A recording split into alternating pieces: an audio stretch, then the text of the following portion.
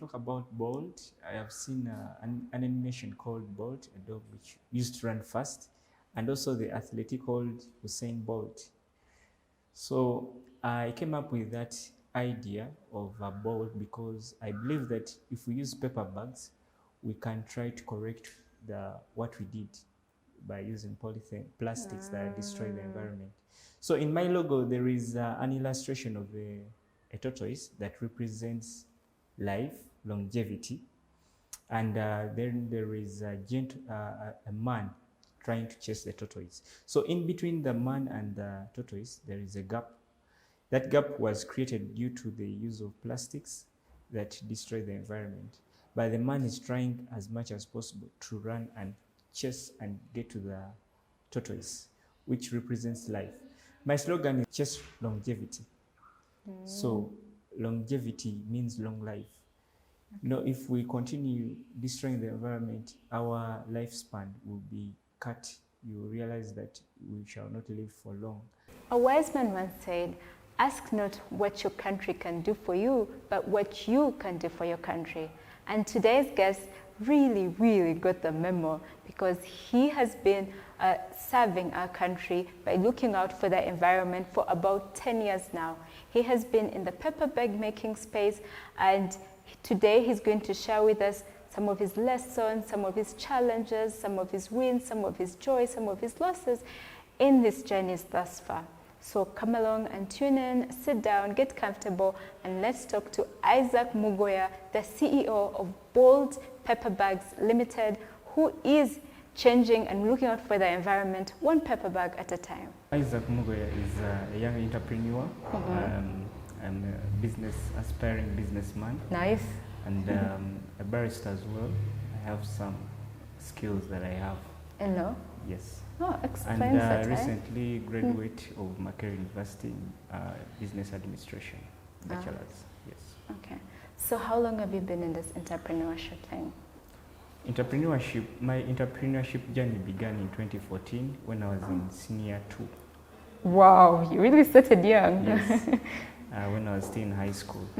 What do you think made you start so young? Are your parents in this line of entrepreneurship? Is it something that you've always felt like burned your, like you burned you this desire to be into entrepreneurship? Yes. What triggered it? When I was still in primary, I always felt I needed to do something, like sell something probably. And in senior, when I joined high school, the goal came clear to me. And I remember one time I was when I was in Form 2, the entrepreneurship patron for a club, we had the entrepreneurship club at school. He came into our class and told us about the entrepreneurship club. And from there, I joined. And the rest is history. The rest is history. So what did you start out with, like in your younger years in high school? What did you start? What products were you doing? What projects were you doing starting out?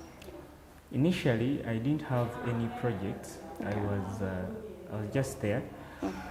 Though I started making some pancakes at home, some mandazi, things like that, eatables, and I would sell at school to my fellow students. But when I joined the entrepreneurship club, they equipped me with more skills. Okay. And the most outstanding one was paper bags. Though I acquired many. So that's where the journey starts. Yes. I acquired many skills when I was in the entrepreneurship club. That was making charcoal briquettes. We made paper bags, we made candles, and bracelets. But the one that I picked interest and fell in love with was paper bags. Paper bags. Yes. Okay. So your journey with recycling and making paper bags starts all the way from high school. Yes, please. What exactly interested you? Have you always had like a soft spot for the environment, and what interested you particularly about paper bags? I have skipped. The very first thing was the story. There is an OB of my school. I started from Kololo SS. Okay. My OB, they shared the story of Andrew Mupuya. He's a well-known paper bag distributor in this country and other parts of the country. So our patron shared his story, and it inspired me when he told me about how this young gentleman made paper bags and how far he had gone with paper bags. Then on the other side of environment, I always found it disgusting seeing polythenes in the village, wherever you see them in the gardens, and it looked weird to me because I was seeing the pollution. It was terrible. So that's so when I heard the story, I saw this as a solution. And besides that, my dad used to tell me when I was still young that back then, initially, before the Kavera came, we used to use paper bags. And that was... So you want to turn back the clock? Yes. I really want to go back to the good old days, yes. The good, cleaner, safer days. Yes. Okay, that's a good one. So how... Can you walk us through the process of, making your paper bags? How does it, like, from A to Z, like, talk to us like a 12-year-old? Yes. 5. So the bags are quite simple. It's not complex. All one requires is to have a skill. It only involves a few materials, that is paper and glue. That's all you need. Only two. That's basic, yeah. Yes. So there's no excuse? Yes. So the basic, you need paper and glue. Then in case you need to make the handy bags, that you need maybe get some strings, yes, for those, and cardboard maybe to make the base strong. So the process is simple. It's just folding. I don't. It would be very interesting maybe next time I do a demonstration, like a tutorial, on how I can show you how we make the bag. But it's only folding, and some of these tutorials or videos you can find them on YouTube. Anyone can learn. Anyone can learn. Yes. Okay. And you said you need pepper and glue, but where do I source this pepper? Because I feel like there's some math to it. Where can I get this pepper? Now, for the pepper, if you're making for corporate and high-end restaurants, you need good pepper, and this pepper we usually use craft pepper, which is we have brown kachi, we have the backed white, which is you can see in those bags. So this pepper is recyclable. It's recycled pepper, by the way. Nice. They recycle pepper, then they make this kachi material. You can always find it in Nasa Road, and if you have a chance, you can go to the factories that make them. We have a factory in Jinja that makes this pepper. Yes. Okay. So you've been in this business for how many years exactly? I think it's... I gained the skill in 2014, though yes. I was not perfect. And over time, I've just been continuously making. So it's been like, my math is horrible, 10 years? Yeah, 10 years? 10 years or more. Okay. So how has this journey been? Like, is there money? I'm beating around the bush, but what I want to ask is, how does it pay to be in this business? The money, when it comes to any business, there is no business someone can remain in without making money. Fair enough. So, yes, there is profit, and it's genuine profit. And I would say that for anyone to do business, you have to be consistent and patient. Because the first years when I was starting, I wasn't making really money out of it. It was only about gaining the skill and being perfect at what I'm doing. I didn't have many customers at that time. But over time, I've acquired more skills, business skills. I've incorporated everything together, created it, and come up with something to the point that I learned I need to have a business name. I need to, so that customers can easily find me. Yes. You need to go through the formalization process. Yes, please. Okay. And speaking of formalization, how has the journey been? Not just with the taxman, but also like registering with URSB. But let's focus on the taxman. How has your journey been with us? Okay. The first thing is registering my business. Today, the government entities have made it simple. It is not something that takes a few minutes and you register a business. It's free of charge. Emphasis on the free of charge. And then with the taxman, if it's biblical, if we go back to Luke 20:25, Jesus told his disciples about when he told people that give Caesar what belongs to Caesar, and God what belongs to God. So I don't have any problem with the taxman. And as first and foremost, I have a TIN number as an individual. So I try as much as possible to comply with the taxman. What I can tell business people out there is the moment you comply with the taxman, business will move smoothly. That's why they say prevention is better than cure. Better safe than sorry. Yes, rather than creating, being in areas and then you try to run here and there, you see it will cost you more. But if you pay in time and just make things smooth, trust me, everything will be okay. Nice. You've given us a kalango, eh? Okay. Thank you for the free ad. And then the other thing that I'm curious about is you have been in this space for accounting like 10 years, this paper making industry for like 10 years. What recommendations or what suggestions would you have for government, to make the journey even smoother for someone who is just getting into this space? Well, one of the things I heard from other people in this business, they talk of the materials being expensive simply because of the taxes. Okay. Maybe. Then I believe the government should also work on the law. Because for a long time they have talked about the banning of Kavera for a long time, and we have always just had it in the news and we never see the conclusion.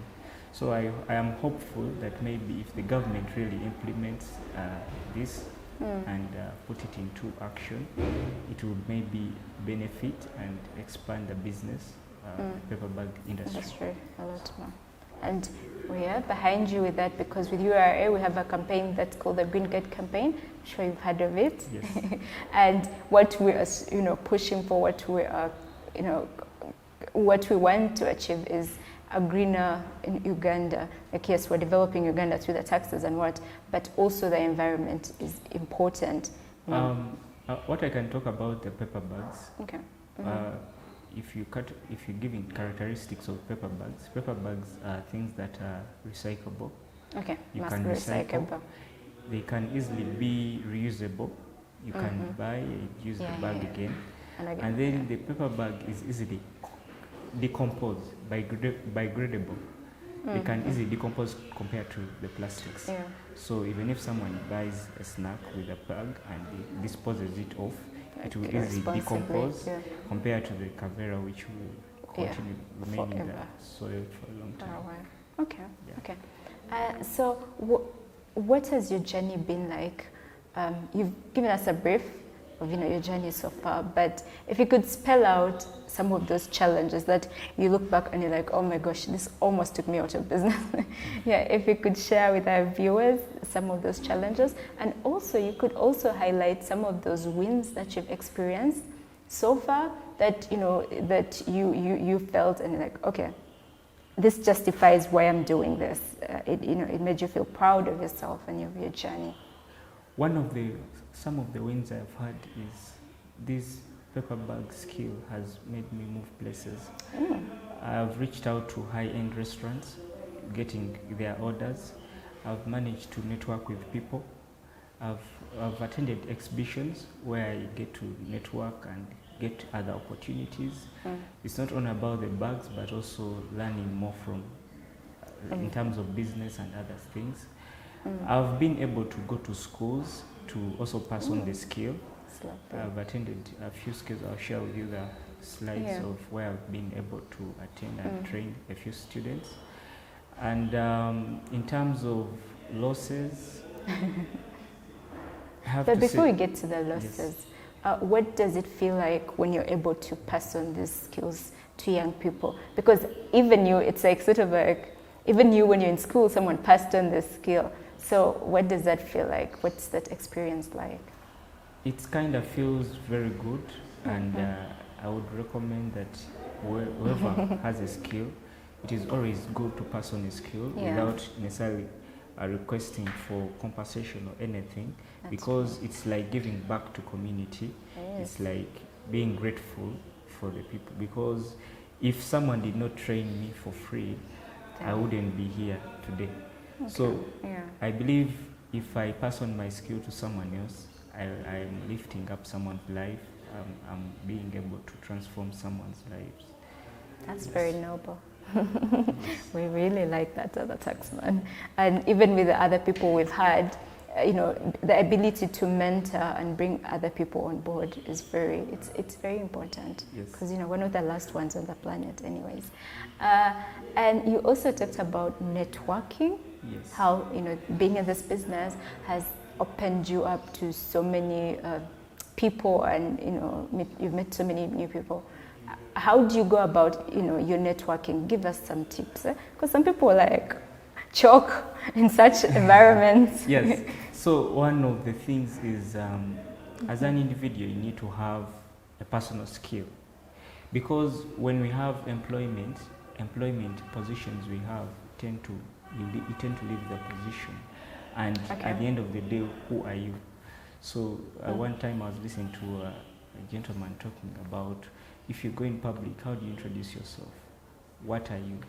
A border man, you say, I'm a border man. For you, what are you? Because once the position is not there, tomorrow what will you be? So who are you beyond your titles? Yes, on your titles. So me, when I'm introducing myself, I'm a barrister, I am a paper bag maker. So that's who I am. So networking, in terms of networking, whenever I'm in public, whenever I'm at events, whenever I'm introducing myself, I bring out that I'm a paper bag maker. I make paper bags. Nice. And this immediately when he's serving your contact or anything, they will serve you as Isaac paper bags. Maker. So it's easy, just like how you save Musa border. Yeah. It's the same how you save maybe charcoal, everything.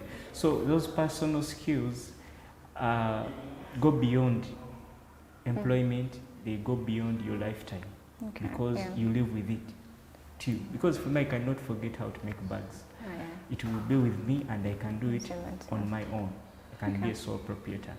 Compared to employment, where you have a position which at some point you have to relinquish it, and but your skill is with you for life. So I would advise young people out there to acquire many skills as they can. And in today's era, we have so many resources readily available. These smartphones we have give us access to many platforms where you can learn a lot. Yeah. Because today, even if I don't train you how to make bags, you can go on Google and search on how to make bags, and it will be available to you. Okay. Yes. That's a good skill. Then networking, the fact that I'm here today, it's because of bags.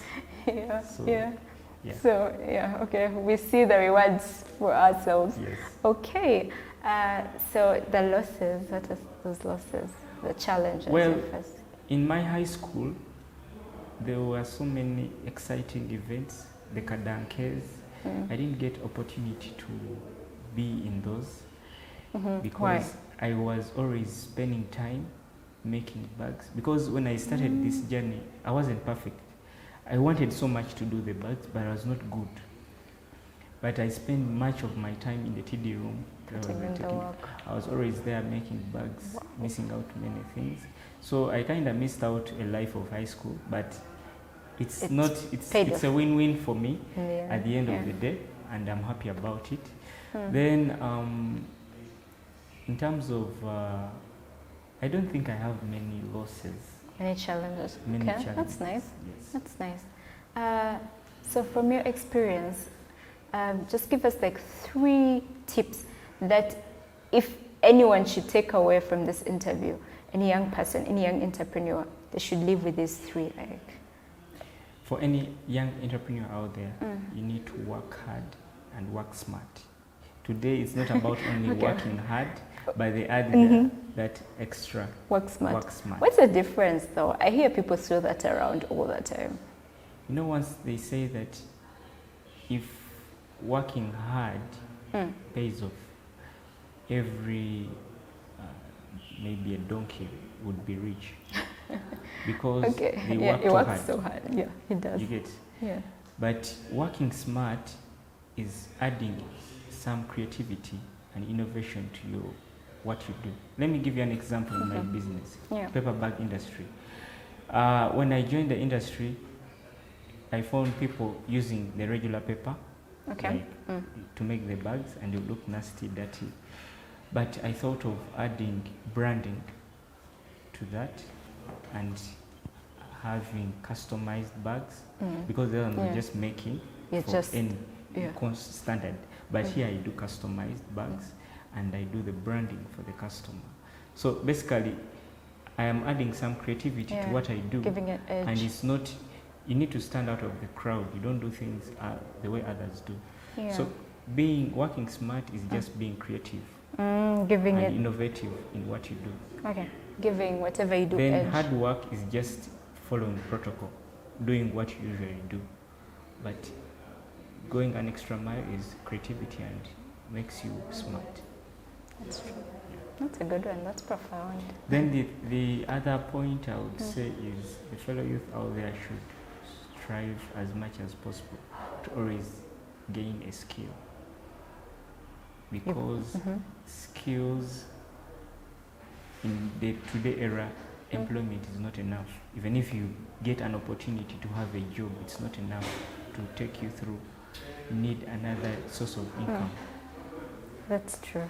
So I would recommend they should acquire a skill. Acquire a skill. Then they should work smart, work hard, and they should have integrity. Integrity. Integrity matters in business because you got to do what's right, even if you're not being told. When you have integrity, you will not be bribed, you will not be corrupted. Once you have integrity, you always meet the customer's needs and provide what's quality, good quality. Okay. Do you have like an example or like a scenario where integrity came through for you in your business? And I ask that because at URA we're big on integrity, so we have that in common. Yes. So yeah, it would be nice if you expounded an experience where integrity came through for you. Yes, well, I remember one of my clients, they made an order and they kind of, when I gave them my invoice, I gave them an invoice to make payment, they kind of made an extra payment. So if it was any other businessman, Like, this is a chance. Hit and run. It's- Yes, but I had to reach out to them and I corrected them. I said, no, this is not, this money is not mine. This is what you're supposed to pay. And Oh wow. yeah. And you're a barrister. Yes. Ironic. You know, there's always talk like, oh, baristas are so, you can't trust them. Yeah. Oh, speaking of, being a barrister, how, the whole time you're saying I'm a barrister and I'm a paper bag maker, I'm like, how are those in sync? How, Well, yeah. my barrister journey doesn't have much because I haven't really put much focus on it. Though the coffee industry, I come from a region where I grow coffee first of all. I come from Eastern So do Uganda I. where we grow coffee. And in 2017 I happened to attend an expo, a coffee expo, where they talked about the coffee and everything, and there I managed to meet some baristas. There was a barista competition. So I was excited and I wanted to be like those people. Yeah. So in my vacation of Form 6, I was able to attend a barista course. I did my barista course from Africa Coffee Academy, and I completed it as a barista.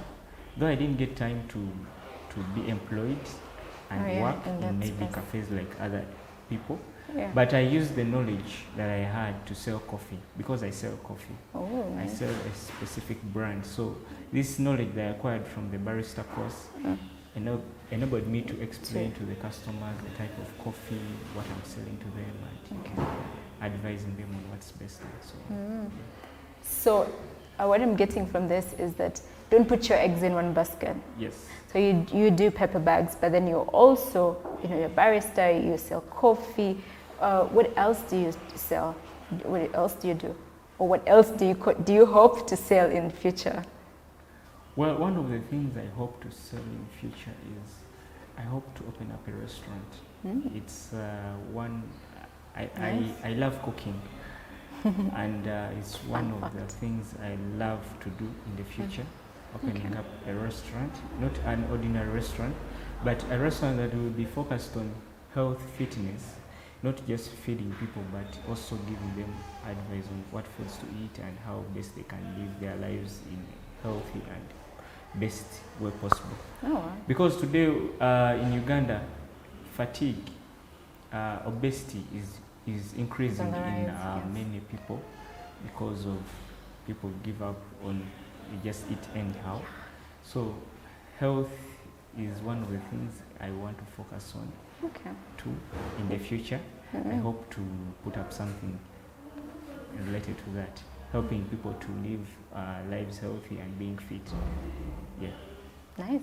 You're caring for the environment, keeping it healthy, and now you're trying to keep the humans healthy. Yes. Okay. We are looking out. We can't wait for what the future holds. Very excited as well. Also, Isaac, when you were sharing, you talked.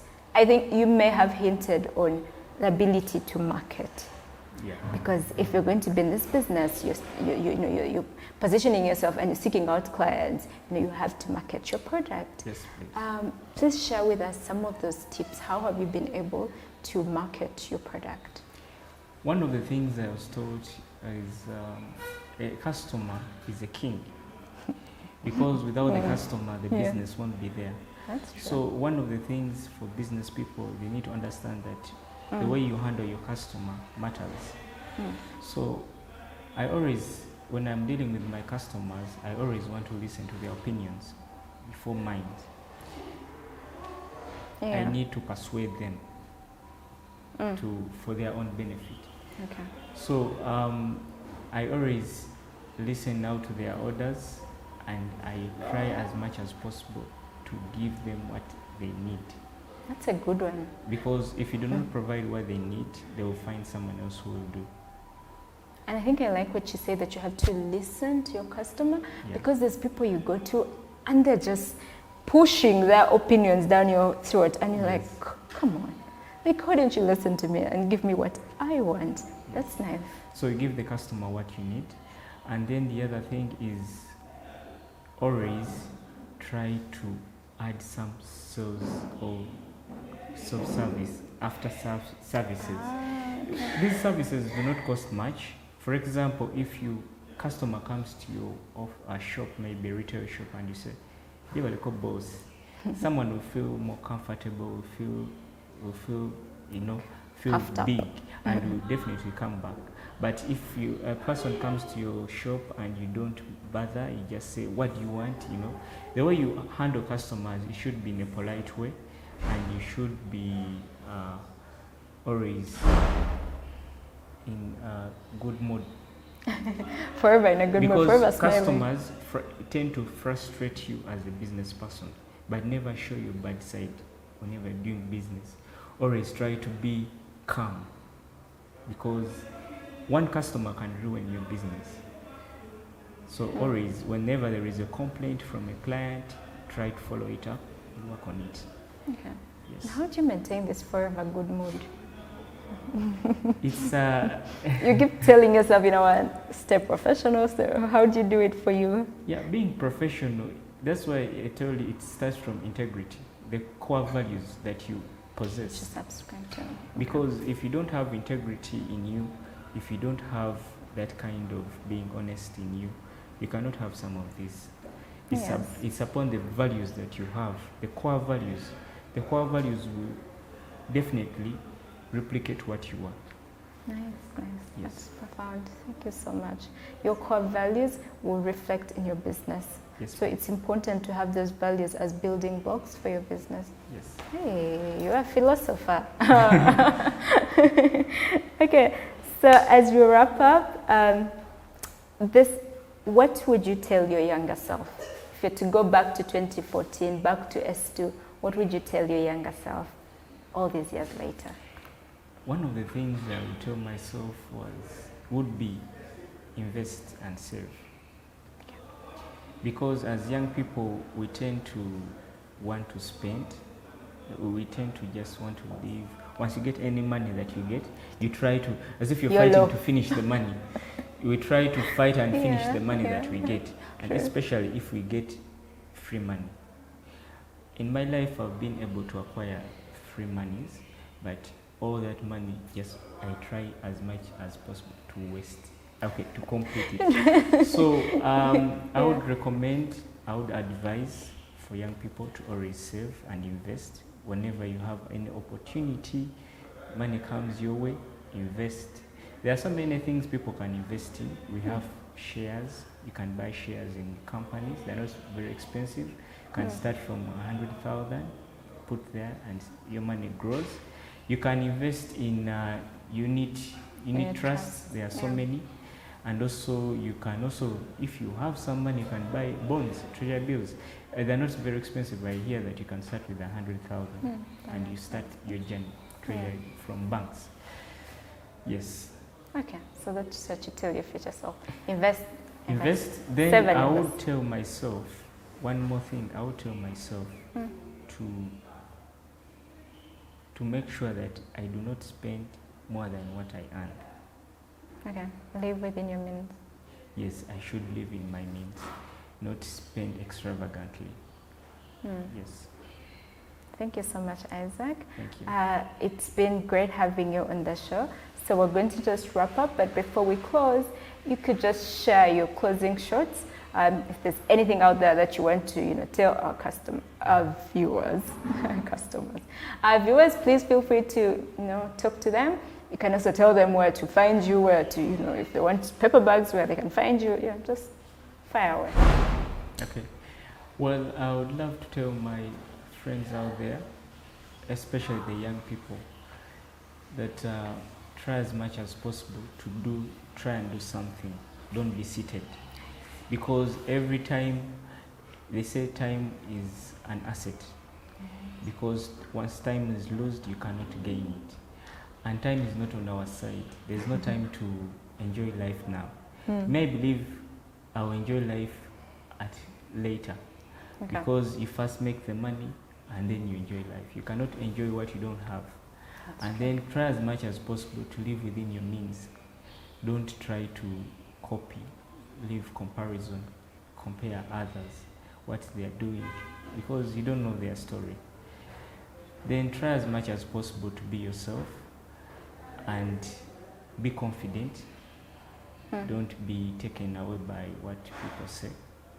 Just live your life and do what you can do.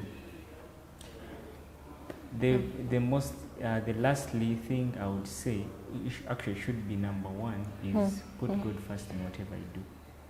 Because without God, trust me, you will not go far. That's true. Yes, thank you. Thank you so much, Isaac. This has been a really good conversation. It's been nice having you on. All the way from, remember when you came here for the Silverback winners, that's when we first interacted. And now you're on the telly of the Taxman, sharing your journey making paper bags and looking out for the environment, and your very many bits of wisdom. You're really wise. I was like, am I with a 60-year-old? But it's been a great conversation.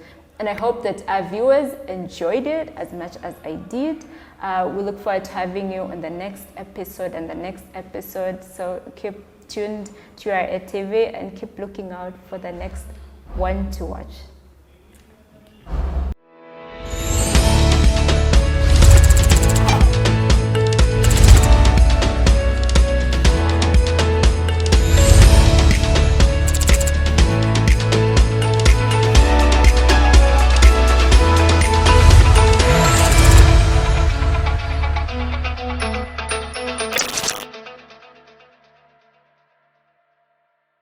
Uganda Revenue Authority, developing Uganda together.